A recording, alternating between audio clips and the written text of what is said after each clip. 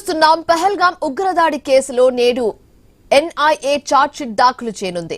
జమ్మూ కాశ్మీర్ కోర్టులో ఈ దాడికి సంబంధించిన పూర్తి వివరాలు, కుట్రదారుల పాత్ర, సాక్ష్యాలను పొందుపరుస్తూ ఎన్ఐఏ ఈ చార్జ్ షీట్ ను సమర్పించనుంది. ఈ కేసు దర్యాప్తులో భాగంగా ఎన్ఐఏ ఇప్పటికే అనేక ప్రాంతాల్లో సోదాలు నిర్వహించి ఈ దాడి వెనుకున్న ఉగ్రవాద నెట్వర్క్ ను ఛేదించేందుకు కృషి చేసింది. అయితే ఈ చార్జ్ షీట్ దాఖలు చేయడం ఈ కేసులో కీలక పరిణామంగా భావిస్తున్నారు. పహల్గాం ప్రాంతంలో జరిగిన ఈ ఉగ్రదాడి దేశ భద్రత సంబంధించిన తీవ్రమైన అంశం కావడంతో ఎన్ఐఏ దీనిపై లోతైన దర్యాప్తు జరిపింది.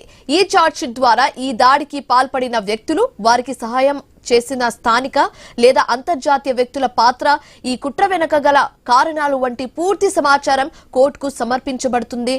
ప్రత్యేక కోర్టులో ఈ చార్జ్షీట్ దాఖలైన తర్వాత కేసు విచారణ ప్రక్రియ అధికారికంగా ప్రారంభమవుతుంది.